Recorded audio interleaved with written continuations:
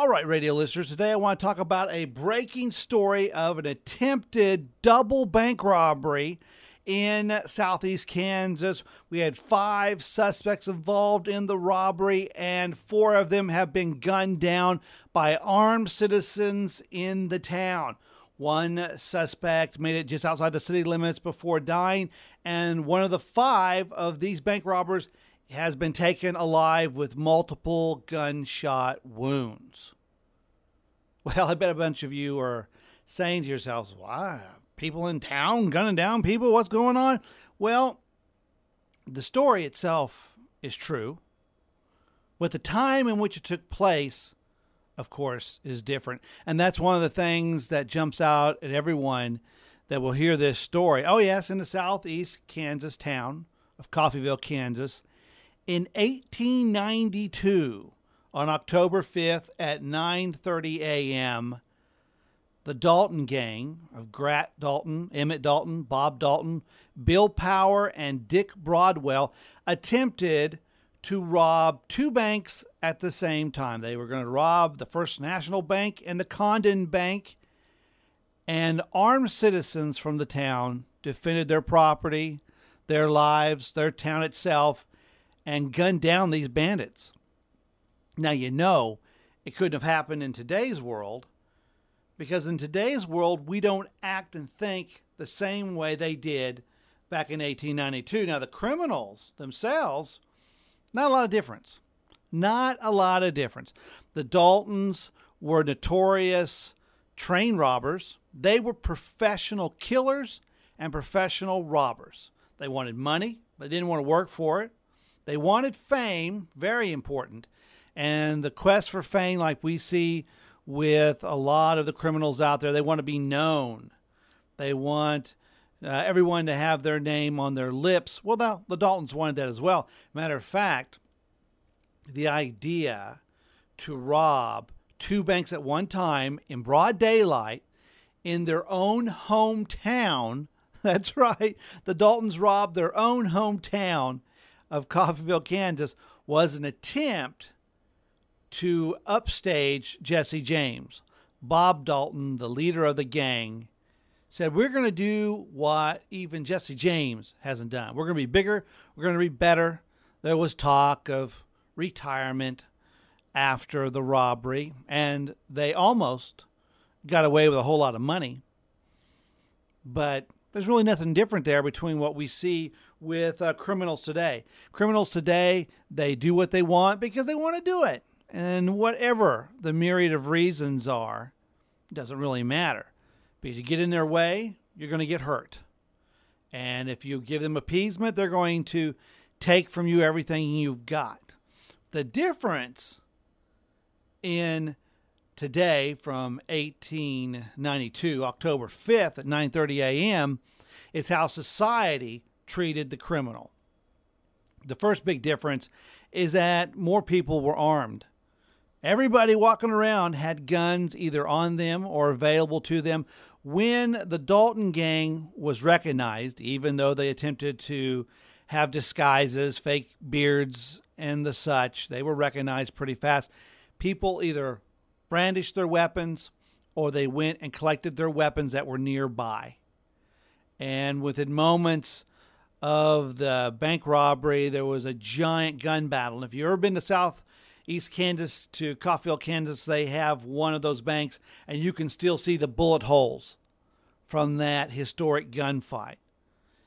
And they didn't have a chance because the townspeople collectively defending their rights with the weapons they are guaranteed by the Constitution, they put down these guys one after another after another. Another big difference from then and now, and I would argue an example of how our culture has deteriorated, is they weren't afraid to show the world what happens when you try to live this life of crime.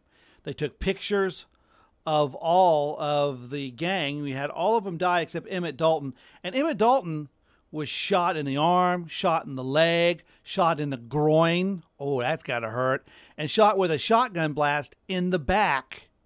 They took pictures of him while they were pulling out the bullets, and they propped up the Dalton gang, and they took pictures of them. And if you go to the Dalton Museum, which I have many, many times as a youngster, we used to take our field trips, you see these giant blow-ups of these dead bandits that were put in the paper. And I remember, and this is just a byproduct of growing up in grade school in the late 70s and 80s. Today it would be illegal, like most of my upbringing in the 70s school, where you could have school prayer, where you had corporal punishment, you get spanked, and you had, everything. All that's illegal now.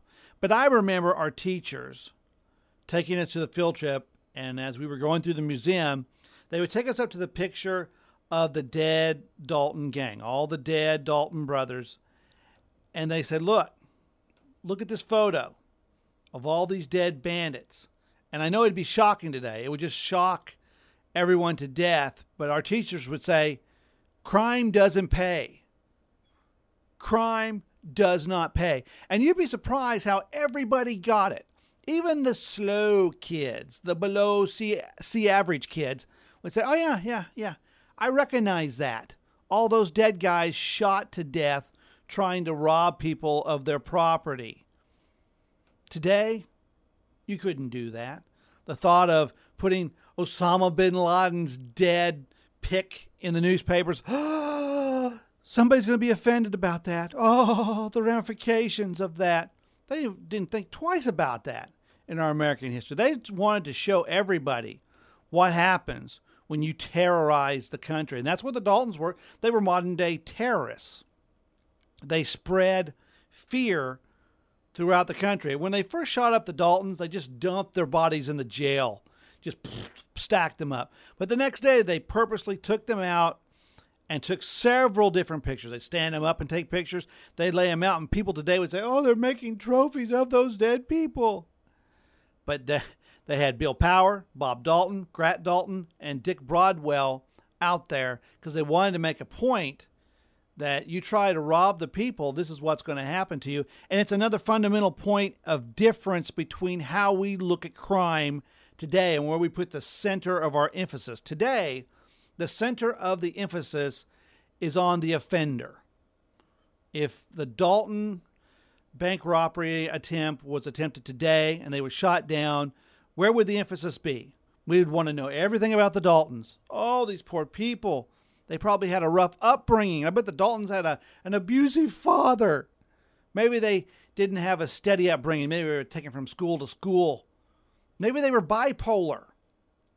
Maybe they had an issue that they just weren't medicated properly.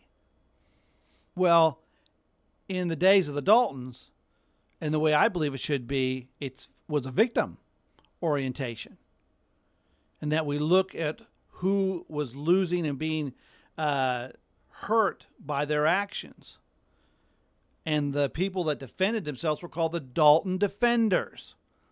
Today they'd be considered the aggressors. They'd be considered the violent ones. How dare these people take up arms against these misunderstood poor people that have been a victim of the system. The people of Coffeyville, Kansas in the 1890s, they wouldn't even be able to register that. They'd be like, I don't understand what you're talking about. They were going to rob us. They're going to take our hard-earned money from our labor, the fruits of our labors, and we shot those bandits down. And we're going to show everybody what happens. We would be a better country if we did that today. We'd be a stronger country if we had that mentality today. And the last bit of difference was gun ownership. The idea that you could carry a gun and have it at the ready to defend yourself amongst other uses, such as hunting your food. That idea has almost become an anathema to life today. It has almost become a dirty word to think that having a gun is a good thing. You might save yourself. I bet there are many people in Aurora, Colorado that wish they'd had a gun when that gunman came in. And people say, well, you couldn't have shot that guy. It's so hard to shoot somebody.